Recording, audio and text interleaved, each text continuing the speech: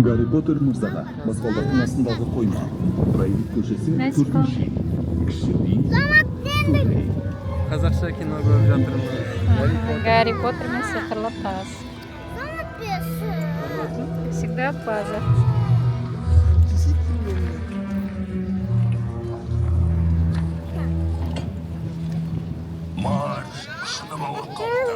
Әке, Гарриге хат келіпті. Өзіме бер, бұл менікі.